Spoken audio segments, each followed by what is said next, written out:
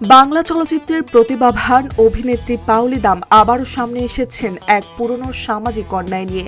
গায়ের রং নিয়ে বৈষম্য। নিজের অভিজ্ঞতার কথা জানিয়ে তিনি বলেন, শ্যামবর্ণা মানেই কুৎসিত নয়, কালোর মধ্যেও আছে এক গভীর রহস্য আর সৌন্দর্য।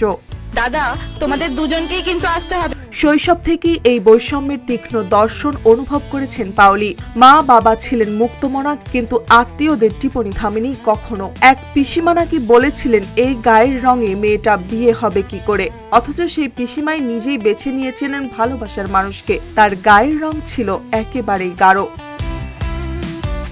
স্কুল থেকে কোচিং সর্বত্রই শুনতে হয়েছে নানা কটু কথা। এক সময় মনে প্রশ্ন জেগেছিল, ফর্সা হলেই কি সুন্দর? সেই প্রশ্নের উত্তরই যেন প্রথম দিয়েছিলেন পরিচালক গৌতম ঘোষ। কালবেলা ছবির সেটে তিনি বলেছিলেন, পাওলি তোর গায়ের রংটা দুর্দান্ত।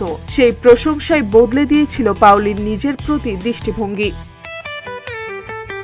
একসময় সিনেমা ইন্ডাস্ট্রিতে ধারণা ছিল নায়িকা মানেই ফর্সা, তাই আই লাভ ইউ ছবিতে দেবের বোনের চরিত্রে অভিনয় করতে হয়েছিল তাকে। কিন্তু সময় বদলেছে। সাজবাতি ছবিতে সেই একই দেবের নায়িকা হয়ে ফিরে এসেছিলেন পাওলি। তখন তিনি বলেছিলেন, আমি দেবের বোন থেকে নায়িকা হয়েছি, এটা শ্যামবর্ণাদের জয়ের গল্প।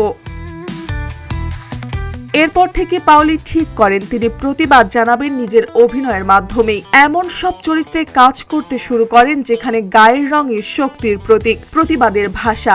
ধীরে ধীরে বদলেছে দর্শকদের রুচি, বদলেছে সৌন্দর্যের সংজ্ঞা। এখন অনেক ছবির নায়িকা আর ফর্সা নন, বরং নিজের প্রাকৃতিক রঙেই গর্বিত। পাওলির বিশ্বাস, সমাজ বদলাতে হলে শুধু নারীরাই নয়, পুরুষদেরও এগিয়ে আসতে হবে। তার ভাষায় লিঙ্গ সমতা আর নারীদের অর্থনৈতিক স্বাধীনতাই সমাজকে বদলাতে পারে। যিনি এক সময় তার বিয়ে নিয়ে চিন্তিত ছিলেন, সেই পিসিমাই এখন বলেন, পাওলির মতো সুন্দরীত্ব সুন্দর বডি হবে।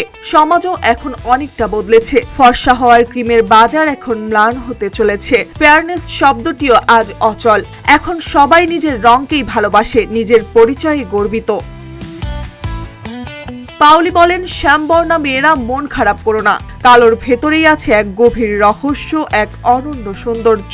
আমি কালী না দুর্গা যদি আগে থেকেই জেনে ফেলে সবাই, তবে আমার প্রতি আকর্ষণটাই বা কোথায় রইল? পাওলি দামের এই কথাগুলো যেন এক নীরব বিপ্লব, যেখানে রং নয়, মানুষই আসল সৌন্দর্য। মার্জিয়া মৌ, রূপালী বাংলাদেশ।